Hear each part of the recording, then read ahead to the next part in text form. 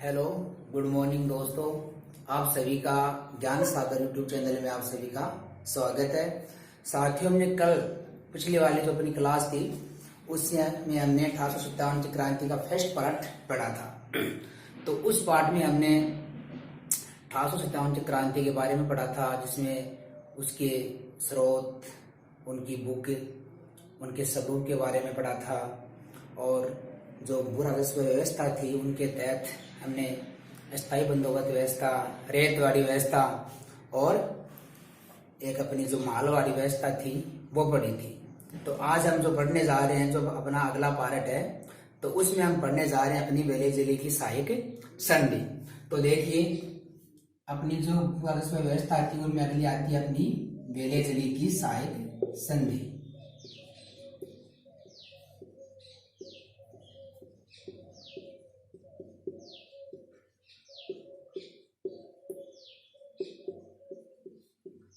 संधि।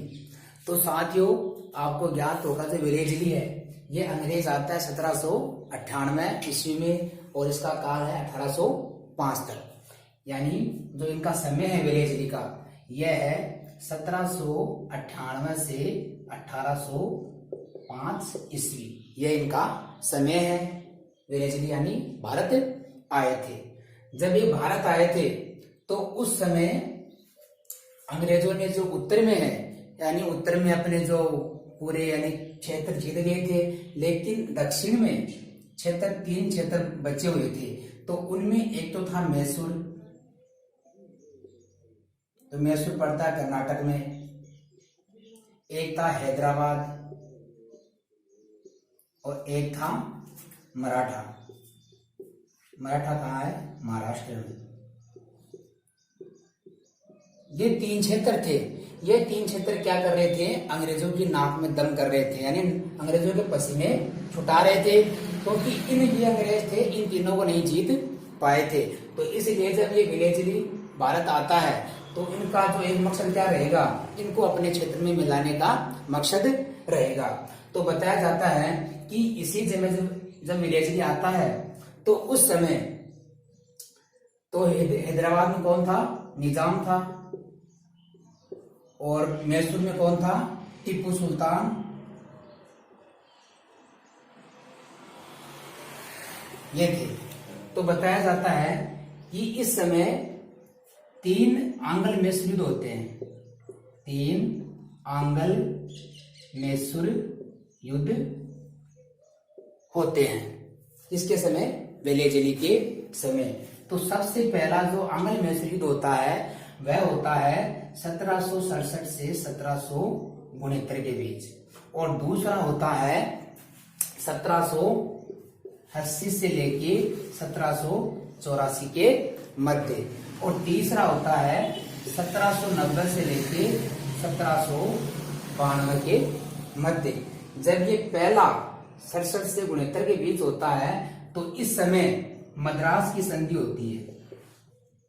मद्रास की संधि होती है। और जब दूसरा आंग्ल मैसूर युद्ध होता है उस समय मंगलोर की संधि की जाती है अंग्रेजों के बीच। मंगलोर की संधि होती है। और जब तीसरा आंग्ल मैसूर युद्ध होता है तो उस समय यहाँ का जो अंग्रेजों की तरफ से था कॉर्नवालिस, और भारतीयों की तरफ से था टीपू सुल्तान। तो बताया जाता है कि जो ये तीसरा है ये क्या महत्वपूर्ण था इस क्रांति के समय।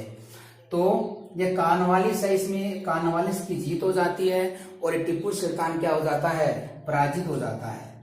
जब ये टीपू सुल्तान पराजित हो जाता है तो बताया जाता है कि जब वेलेजली आता है तो इस समय इसका एक ही मकसद होगा कि क्यों ना हम ये तीनों क्षेत्र अपने में मिला ले।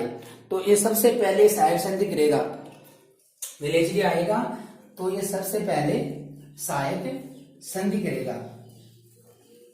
तो देखिए ये किस किस के साथ सहायक संधि करता है। सहायक संधि। तो देखिए, सहायक संधि को याद करने के लिए आपको सिर्फ 3 अंक याद रखने हैं। क्या रखने हैं? हमत, अप। ये आपको पांच अक्षर है, सिर्फ ये याद रखने हैं। हम तन हुए या हम अप हुए। है से बनेगा हैदराबाद, ऐसे बनेगा हैदराबाद, और मैं से बनेगा मैसूर, तै से बनेगा तंजौर, और ऐसे बनेगा अवध, ऐसे बनेगा अवध, पैसे बनेगा पेशवा। यानी ये 5 क्या थे, क्षेत्र थे। तो इनको जो वेरेजली है अपनी सहायक संधि के द्वारा मिलाएगा। अब देखिए किसमें कब मिलाएगा, जो हैदराबाद में इनको मिलाएगा 1798 ईस्वी में अंग्रेजी शासन में इनका विलय कर दिया था।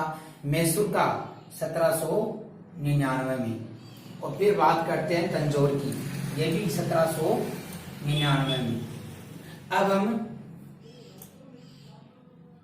अवध को मिलाएंगे, तो अवध को मिलाएंगे तो हम ये 1799 यानी 98, 99 और 99। अब हम उसको छोड़ देंगे, 1800 को छोड़ देंगे, और अवध मिलेगा 1801 में। और उसके बाद में है पेशवा, तो पेशवा मिलेगा 1802 में। यानी हैदराबाद को 1798 में ला लिया जाएगा, मैसूर को 1799 में, पेशवा 1802 में, तंजौर को 1799 में, अवध को 1801 में मिला लेंगे। उसके बाद देखिए आगे, अब 2 को और मिलाएंगे, तो उसमें एक मिलाएंगे भोंसले को, और एक मिलाएंगे सिंधिया को। भोंसले को मिलाएंगे, जैसे 1801 है ना, तो इसको मिलाएंगे 1802 में, और सिंधिया को मिलाएंगे 1800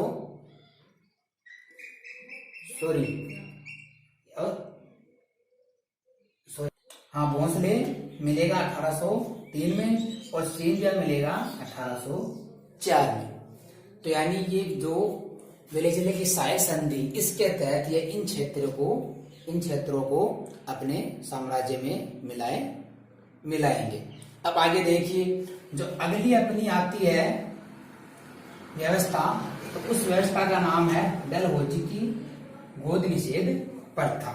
इसके तहत भी क्या है, जो अंग्रेज थे, जो भारतीय नागरिक थे, किसान थे, शासक थे, वो क्या हो जाते हैं, नाराज हो जाते हैं, और वह 1857 की क्रांति कर देते हैं। तो देखिए अगली आती है अपनी जो व्यवस्था अंग्रेजों की, डलहौजी की गोद निषेध प्रथा। यानी यह प्रथा यह होती है कि इस प्रथा में कोई भी शासक, अगर किसी भी शासक के अगर कोई पुत्र नहीं होता था, तो वह मतलब अपना दत्तक पुत्र यानी गोद लेता था, और उस पुत्र को यानी सब सुविधाएं मिलती थी, उसका शासन में भी पूरा हिस्सा मिलता था, गद्दी भी प्राप्त होती थी। लेकिन जब भी डलहौजी आए, तो उन्होंने क्या कर दिया, इस गोद निषेध प्रथा को क्या कर दिया, समाप्त कर दिया, इसका अंत कर देता है, इसको समाप्त कर देता है। तो साथियों आपको ज्ञात होगा कि डलहौजी है, यह आते हैं 1848 में। 1848 में भारत आते हैं, और कब तक रहते हैं, 1856 तक ये रहते हैं। तो अब साथियों, अब इन्होंने जब ये आए, तो इन्होंने अपने क्षेत्र में जो अनेक छाने थी, तो उनको मिलाया। देखिए कौन किस किस को मिलाते हैं, ये सजेश बहु झाना, इन क्षेत्रों को क्या करेगा, डलहौजी अपने अंग्रेजी क्षेत्र में मिलाएगा। तो देखिए सबसे पहले है सतारा, और उसके बाद में है जयपुर, और उसके बाद में है संबलपुर, उसके बाद में है सतारा, जैतपुर, संबलपुर और उसके बाद में है बघाटपुर। बघाटपुर और बघाटपुर के बाद में है उदयपुर और उदयपुर के बाद में है अपनी झांसी और ना से बनेगा नागपुर। ठीक है, जो ये सतारा है इनको मिलाएगा 1848 में, यानी ये 1848 में आते हैं तो 1848 में इसका विलय कर लेंगे। 1848 में सतारा विलय कर लेंगे। जैतपुर को मिलाएंगे 1849 में, जैतपुर को मिलाएंगे 1849 में।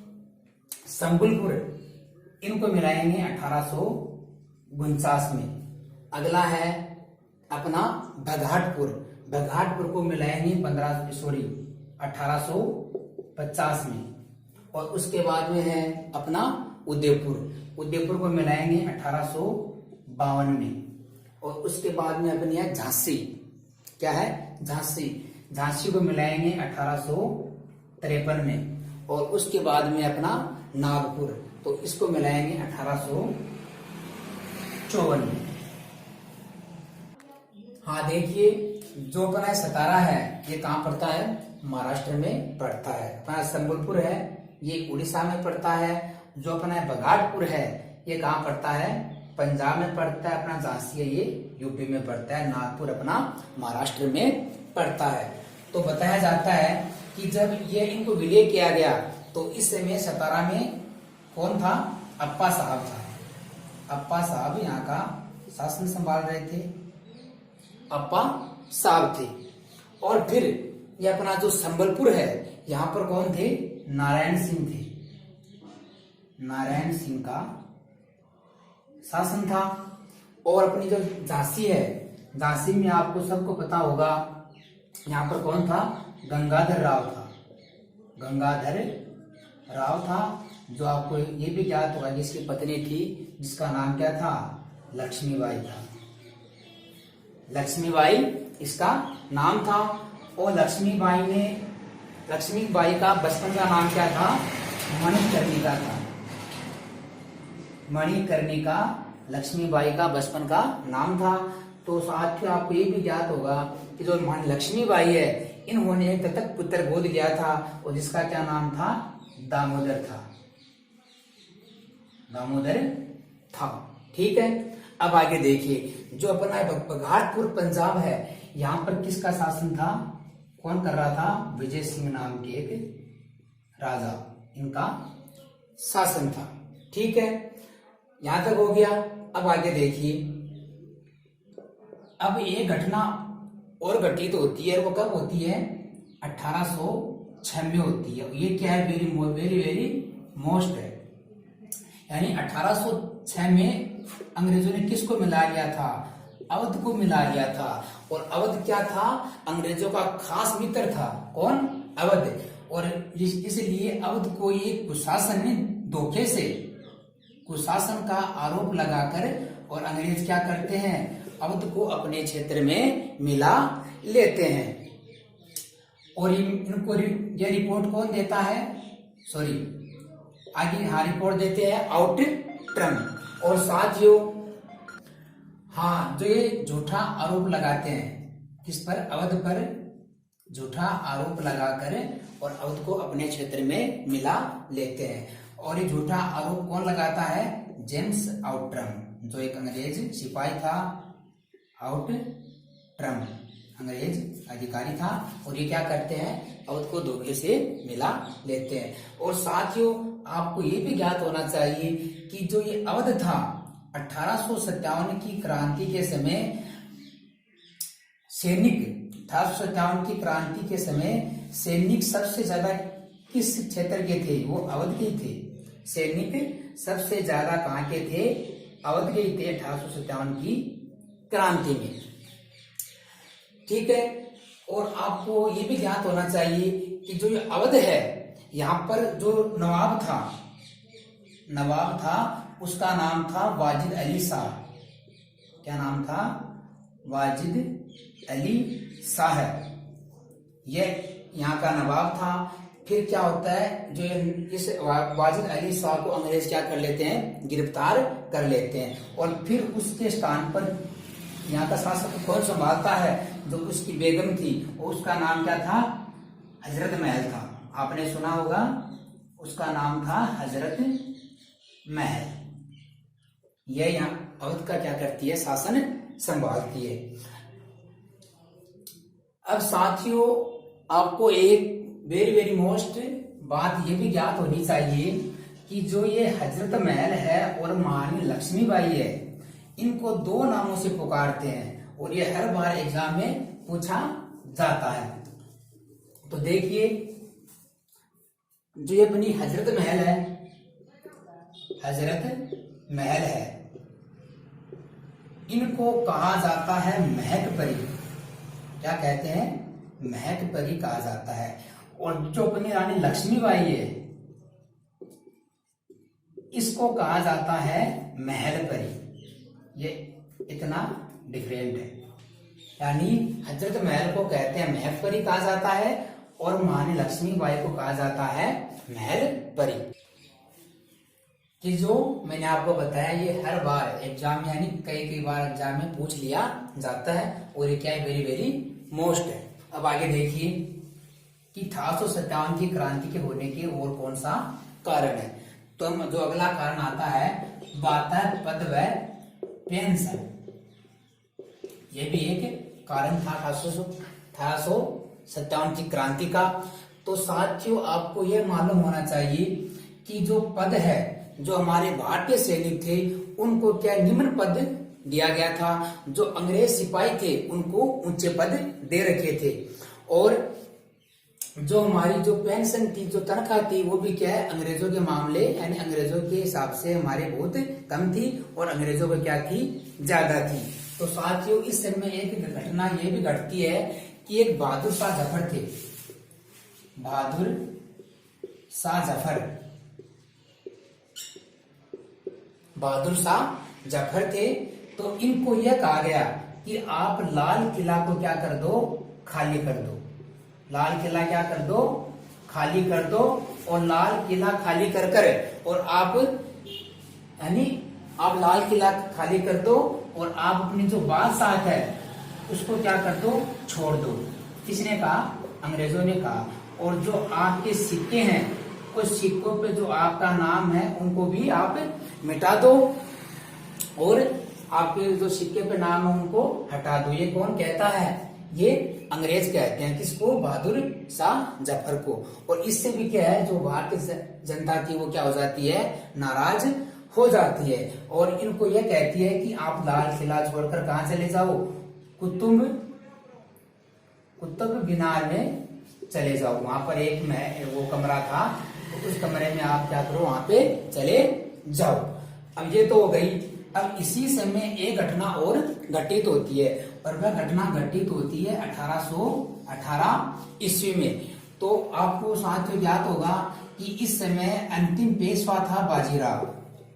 अंतिम पेशवा था बाजीराव। अंतिम पेशवा बाजीराव था। तो इनको यह कहा जाता है कि आप है ना कानपुर को छोड़ दो, यानी आप जो अपना स्थान है उसको छोड़ के कानपुर चले जाओ, बिठूर चले जाओ। बिठूर जो कानपुर में पड़ता है, आप वहां चले जाओ और आपको क्या दिया जाएगा? वहां पर जाने से आपको 8 लाख पेंशन दी जाएगी। 8 लाख पेंशन दी जाएगी। और साथियों, जो ये पेशवा बाजीराव है, इन्होंने क्या किया था? एक अपना दत्तक पुत्र गोद लिया था। एक पुत्र गोद लिया था। हाँ, तो ये जो अंतिम पेशवा बाजीराव है, एक पुत्र गोद लेता है और जिसका नाम था नाना साहेब। नाना साहेब को क्या लेते हैं? गोद लेते हैं। और फिर आगे घटनाएं घटती है कि 1851 में इनकी क्या हो जाती है? मृत्यु हो जाती है। बाजीराव की, पेशवा बाजीराव की क्या हो जाती है, मृत्यु हो जाती है। तो उनकी मृत्यु के बाद में बताया जाता है कि जो इनका दत्तक पुत्र था नाना साहेब, जिसको गोद लिया था, इनको जो अंग्रेज सरकार है वो क्या करती है, वह 8 लाख पेंशन नहीं देती है। यानी इन्होंने पहले कहा था इस बाजीराव को कि आपको 8 लाख पेंशन के रूप में दिया जाएगा, लेकिन उसके मरने के बाद में इसके पुत्र को ये पैसे नहीं दिए जाते हैं, इसलिए भी मतलब यहाँ पर हिंसा भड़क जाती है। अब आगे देखिए, अब जो आगे जो घटना घटित होती है वह होती है धार्मिक एक्ट के तहत। तो देखिए अब अगला जो घटित होता है वह देखिए धार्मिक एक्ट। धार्मिक एक्ट 1850 में यह धार्मिक एक्ट अयोग्यता घटित होती है। तो बताया जाता है कि 1813 में ईसाई मिशनरी के लोग, ईसाई मिशनरी का क्या किया गया, प्रचार किया गया। यानी जो ईसाई लोग थे वह 1813 में क्या आते हैं, भारत आकर, और ये अपने जो ईसाई धर्म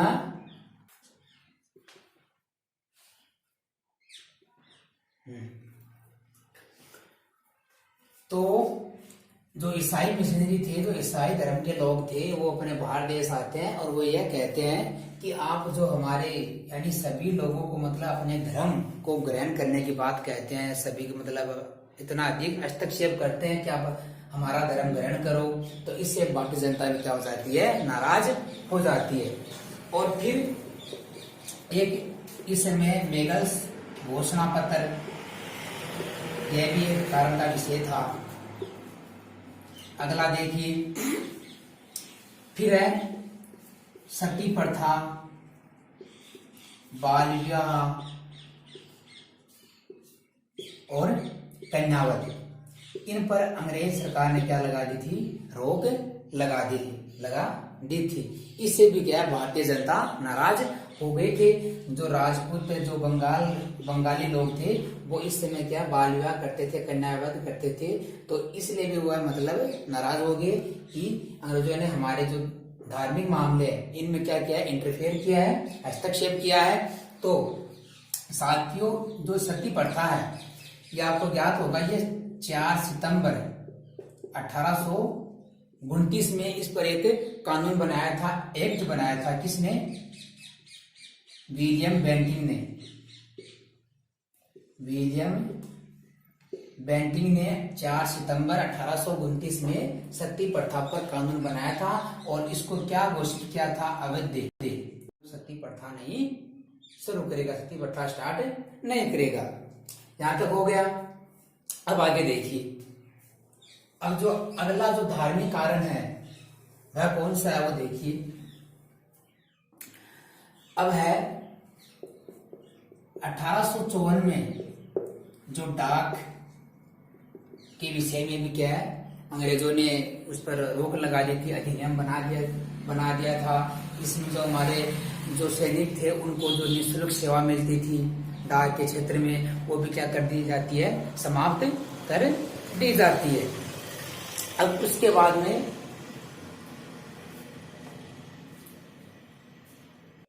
और 1806 में वेलूर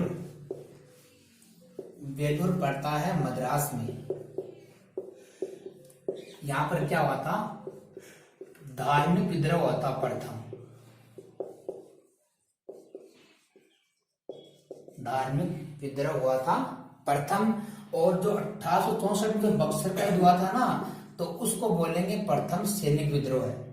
बक्सर का युद्ध हुआ था तो उसको बोलेंगे प्रथम सैनिक विद्रोह है। ठीक है, यहां तक ठीक है। अब जो हमारी 1857 की जो क्रांति के कारण थे, उनमें जो अगला है वह है अपना 1856 में जो कैनिंग की घोषणाएं करता है, वह कौन कौन सी है वो देखिए। 1856 की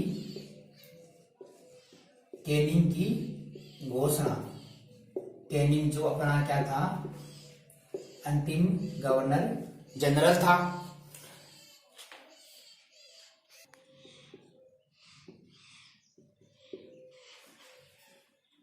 तो कैनिंग की घोषणा थी तो उनमें सबसे पहली थी तिलक, यानी जो सैनिक थे, जो जाट समाज के थे, ब्राह्मण समाज के थे, राजपूत समाज के थे, पठान समाज के थे, उनको कहा गया कि आप मतलब अपने तिलक नहीं लगाओगे, तिलक पर उसका निषेध कर दिया था। तो इससे भी वहां के जो नागरिक थे, सैनिक थे, वो क्या हो गए थे, नाराज हो गए थे। और एक जो कैनिंग की घोषणा थी, जो धार्मिक को भड़काने वाली थी, वह थी कि वहां पर जो सैनिक थे उनको ब्राउन बेस के जगह जो एनफील्ड राइफल है उनका प्रयोग किया गया, और जो एनफील्ड राइफल थी उन पर जो कारतूस था उन पर गाय व सुअर की चर्बी लगी थी। तो उस सुअर की चर्बी लगी थी तो वह जो सैनिक थे उनको अपने मुंह से खोलनी पड़ती थी, तो इसलिए वह अपने धर्म को भ्रष्ट समझते थे। तो इसलिए भी वहां पर क्या है, सैनिकों ने विद्रोह कर दिया था। अब हम आगे बात करते हैं अपने सैनिक विद्रोह की शुरुआत कहां से होती है। तो देखिए विद्रोह की शुरुआत, विद्रोह की शुरुआत कहां से होती है। तो देखिए सबसे पहले जो विद्रोह होता है वह होता है दमदम में, दम, और ये कहां पड़ता है, यह पश्चिम बंगाल में पड़ता है। दमदम पड़ता है पश्चिम बंगाल में, और यहाँ पर सर्वप्रथम इस आंदोलन की क्या होती है, शुरुआत होती है। और ये कब होता है, यह जनवरी 1857 में होता है। ये कैसे होता है, तो इसको देखिए कि यह एक ब्राह्मण था, तो वह लोटा लेके जा रहा था, तो वहीं पर जो अंग्रेज सैनिक था वह उसको कहता है कि आप अपने लोटे से मेरे को पानी पिलाइए। लेकिन उस समय क्या था, जो ब्राह्मण के जो समुदाय के लोग थे वह अपने लोटे से किसी दूसरे को पानी नहीं पिलाते थे। तो इसलिए वह जो वो सैनिक था वह उससे कहता है कि आप मतलब ये लोटा से क्यों पानी नहीं पिला रहे, थोड़े दिन में जो आपका धर्म भ्रष्ट होने वाला है, क्योंकि जो राइफल है, एनफील्ड राइफल है, उन पर क्या लगी है, गाय और सुअर की चर्बी लगी है। और ऐसा सुनने के बाद में यानी वहां पर जो नागरिक थे वो सब जान जाते हैं और वहां पर हिंसा भड़क जाती है। अब देखिए दमदम पश्चिम बंगाल में सर्वप्रथम होती है। अब दमदम के बाद में यानी इस स्थान के बाद में क्रांति पहुंचती है बहरामपुर। कहां पहुंचती है, बहरामपुर ये क्रांति पहुंच जाती है, और ये भी कहा है, वेस्ट बंगाल में। ये भी कहा है, वेस्ट बंगाल में है। और यहाँ कब पहुंचती है, यहाँ पहुंचती है फरवरी 1857 में। लेकिन जो ये क्या थोड़े इतने इम्पोर्टेंट नहीं है, जो अगला इम्पोर्टेंट आएगा वो देखिए। अब जो 1857 की क्रांति है, जो सैनिक है वो कहाँ पहुंचेंगे, तो देखिए अब ये हिंसा कहाँ पहुंचती है, अब ये हिंसा पहुंचती है 22 मार्च 1857 को, सॉरी 22 नहीं 29 मार्च 1857 को ये क्रांति पहुंचती है बैरकपुर पड़ता है कलकत्ता में। तो आपको ये भी ज्ञात होगा कि बैरकपुर में इसमें एक घटना घटित होती है कि वहां पर एक टुकड़ी थी, 34वीं रेजिमेंट टुकड़ी थी, 34वीं रेजिमेंट टुकड़ी थी। तो उस टुकड़ी में एक भारतीय सैनिक था जिसका नाम था मंगल पांडे। तो मंगल पांडे ने क्या करता है कि मंगल पांडे इस समय जो हियर से था, सार्जेंट हियर से और लेफ्टिनेंट बाग, सार्जेंट हियर से लेफ्टिनेंट बाग और ह्यूसन को क्या कर देता है, गोली मार देता है। कौन, मंगल पांडे। और यहां से क्या क्रांति भयंकर तरीके से भड़क जाती है 29 मार्च 1857 को। अब अगर ये इनको गोली मार देगा तो सबको पता है अंग्रेज इनको दमन करने के लिए आएंगे, इनको दबाएंगे, इनको रोकेंगे।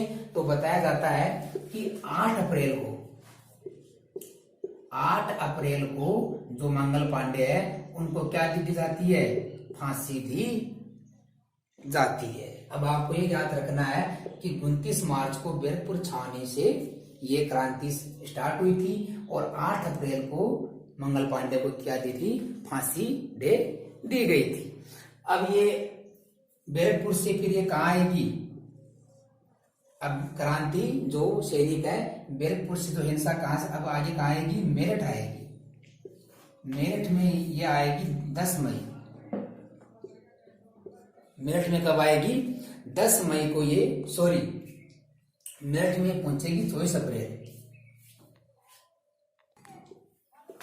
अब जो मंगल पांडे को जो सजा मिल जाती है, इस सजा की खबर फैलती है मेरठ। कब फैलती है, 24 अप्रैल को ये खबर फैल जाती है।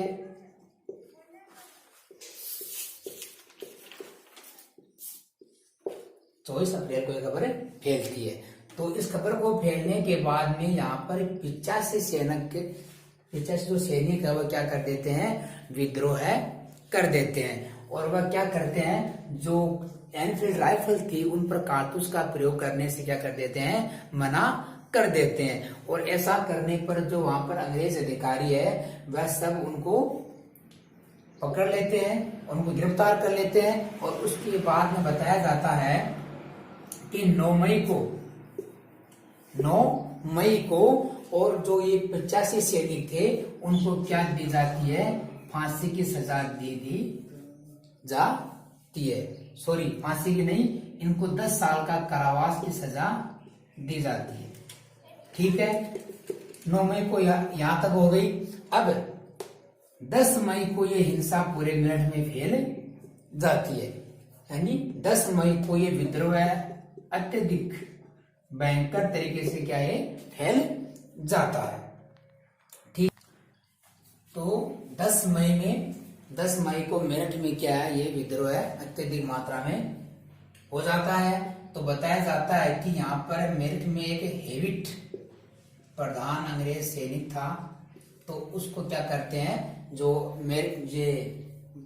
भारतीय सैनिक थे वह उसको निष्कासित कर देते हैं, उसको हटा देते हैं। ठीक है, अब मेरठ में हो गया 10 मई। अब सैनिक कहाँ जाएंगे, अब विद्रोह पहुंचेगा दिल्ली में। मेरठ के बाद विद्रोह पहुंचा दिल्ली में, और ये दिल्ली पहुंचेगा 11 मई या 12 मई, 11 मई या 12 मई। तो बताया जाता है कि दिल्ली में मुगल बादशाह बहादुर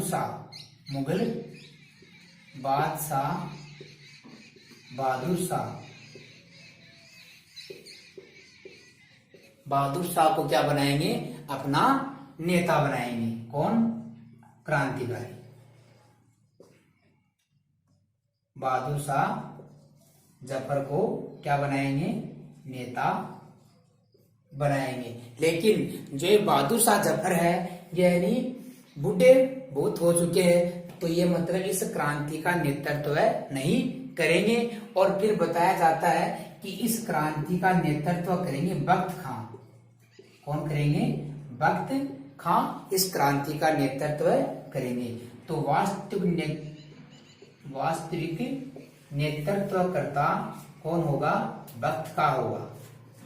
और बख्त खां क्या करेंगे, बरेली से अपने साथ सैनिक, बहुत मात्रा में सैनिक लाएंगे और वह अंग्रेजों के सामने युद्ध करेंगे।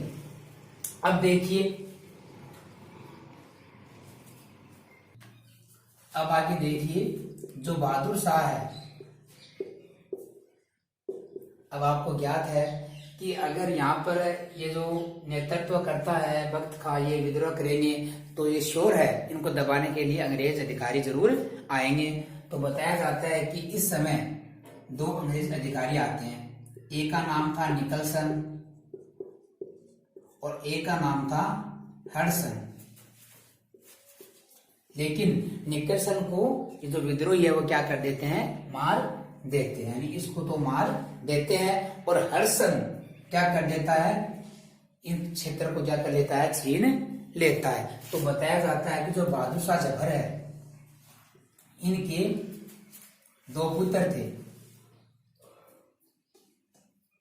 बहादुर शाह जफर के क्या थे, 2 पुत्र थे।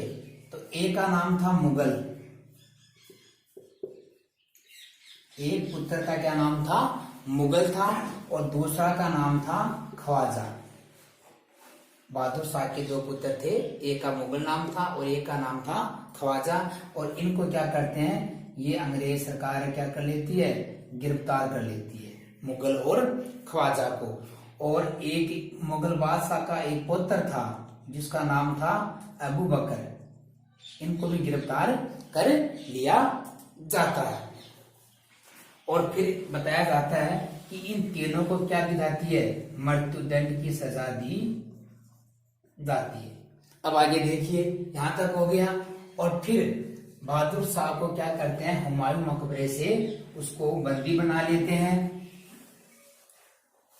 बहादुर शाह को हुमायूं मकबरे से बंदी बना लेते हैं और उनको कहां भेज देते हैं, बर्मा, रंगून भेज देते हैं। और वहां पर 1862 में क्या हो जाती है, बहादुर शाह की मृत्यु हो जाती है। 1862 में बहादुर शाह की क्या हो जाती है, मृत्यु हो जाती है। और फिर ये भी बताया जाता है कि 13 मई 1859 को बख्त खां की भी क्या हो जाती है, मृत्यु हो जाती है। ठीक है। अब जो विद्रोह है दिल्ली तक खत्म हो जाता है। अब विद्रोह पहुंचेगा लखनऊ। दिल्ली के बाद में जो सैनिक विद्रोह है यह पहुंचेगा लखनऊ। और लखनऊ कब पहुंचता है, लखनऊ पहुंचता है 4 जून को। कब पहुंचता है, 4 जून को लखनऊ पहुंचता है। और इस समय लखनऊ में कौन शासक था, वाजिद अली शाह था। वाजिद अली शाह शासक था। और वह इसको क्या कर लेंगे, अंग्रेज लोग गिरफ्तार कर लेंगे। और फिर यहाँ का शासन कौन संभालेगी, हजरत महल संभालेगी। हजरत महल ने यहाँ पर शासन संभाल लेती है, जो इनकी क्या थी, बेगम थी। ठीक है। और फिर बताया जाता है कि जो यहाँ पर एक अंग्रेज अधिकारी आता है जिसका नाम था हेनरी लॉरेंस। हेनरी लॉरेंस, ये एक अंग्रेज अधिकारी इस क्षेत्र को यानी इसको दमन करने के लिए आता है। फिर जो विद्रोही है यह इनके क्या लगा देंगे, आग लगा देंगे, और जिससे वहां पर हिंसा और क्या है, अधिक भड़क जाएगी। और अंग्रेज मतलब वहां पर और दमन करता अपने साथ भेजेंगे। और एक आपको ये भी ज्ञात होना चाहिए कि जो हजरत महल है, इन्होंने एक पुत्र को, इनका एक पुत्र था जिसका नाम था बिरजिस कादिर। क्या था, बिरजिस कादिर इनका पुत्र था जो अल्पवयस्क था। तो यह क्या करेगी, हजरत महल इनको गद्दी पर बिठाएगी। अब यहां तक हो गया। अब इनको क्षेत्र को यानी यहाँ पर अधिक मात्रा में हिंसा बढ़ गई है, तो इनको दमन करने के लिए और अधिकारी आएंगे, अंग्रेज अधिकारी आएंगे, दमनकर्ता अधिकारी आएंगे। तो बताया जाता है कि इसको दमन करने के लिए हैवलॉक और आउट्रम नाम के 2 व्यक्ति इनको दमन करने के लिए आते हैं, लेकिन वो दोनों क्या हो जाते हैं, असफल हो जाते हैं। और फिर कैंपबेल नाम का एक और अधिकारी आता है और वह इनको क्या करता है, दमन करता है, यानी इसको यहाँ पर इनको इस हिंसा को शांत करता है। और फिर बताया जाता है कि जो ये हजरत महल है, इस विद्रोह शांत होने के बाद में कहाँ चली जाती है, नेपाल चली जाती है। ठीक है, 4 को लखनऊ में हो गया। अब लखनऊ के बाद में यह पहुंचेगा कानपुर। कहां पहुंचेगा, कानपुर पहुंचेगा।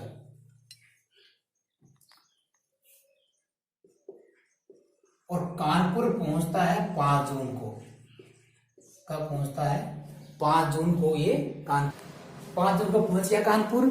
अब बताया जाता है कि 5 जून में इस क्रांति का नेतृत्व यानी इसका विद्रोह का नेतृत्व करेंगे नाना साहेब और तात्या टोपे। तो नाना साहेब और तात्या टोपे कानपुर में क्या करेंगे, इसका विद्रोह का नेतृत्व करेंगे। जो नाना साहेब है, मैंने आपको पहले ये बताया था कि जो नाना साहेब है इनका वास्तविक नाम क्या था? धोंदू पंत था, धोंदू पंत था। और ये ताता टोपे है, इनका वास्तविक नाम था रामचंद्र पांडुरंग, रामचंद्र पांडुरंग इनका वास्तविक नाम था।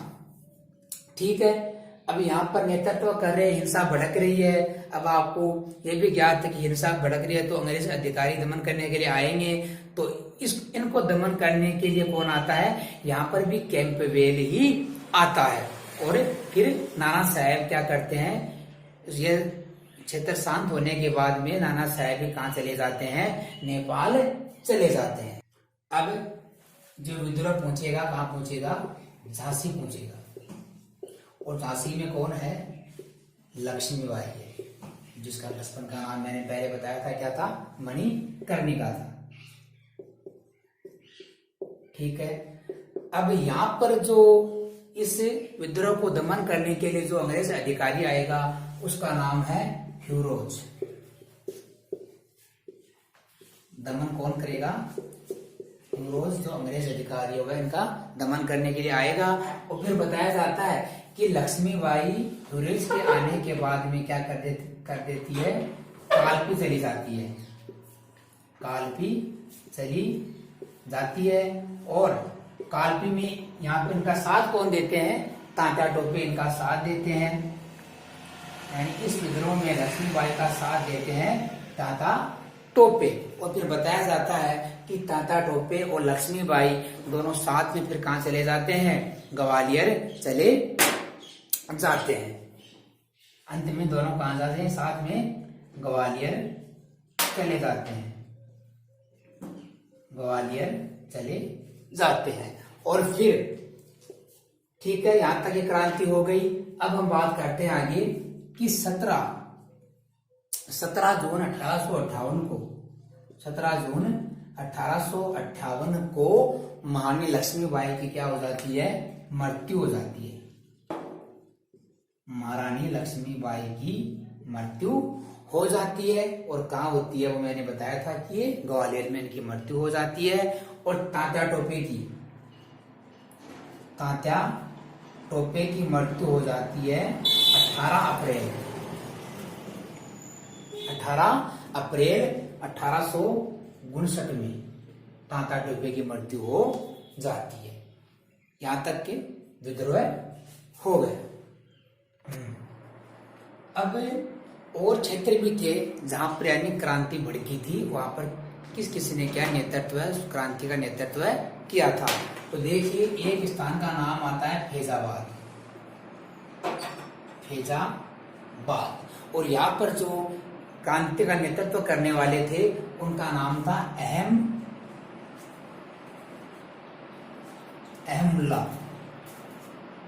अहमुल्ला नाम का एक मौलवी था, जो फैजाबाद में क्या करता है? 1857 की क्रांति का नेतृत्व करते हैं। और फिर अगला आ जाता है इलाहाबाद। इलाहाबाद में करते हैं लियाकत अली। फिर अगला है बरेली। बरेली में करते हैं खान बहादुर खान। और असम में करते हैं मणिराम। बरेली में करते हैं खान बहादुर खान। और असम में करते हैं मणिराम। ये भी क्या है? इस क्रांति का नेतृत्व करते हैं। और फिर अगला बच गया अपना सतारा, जो महाराष्ट्र में है, वहां पर करता है रंगोजी बापूजी। ये नाम से सतारा में क्रांति का नेतृत्व करते हैं। और फिर बिहार में करते हैं कुंवर सिंह। बिहार में करते हैं कुंवर सिंह, क्रांति का नेतृत्व है। और बिहार में जो दमन करता है उसका नाम है टेलर।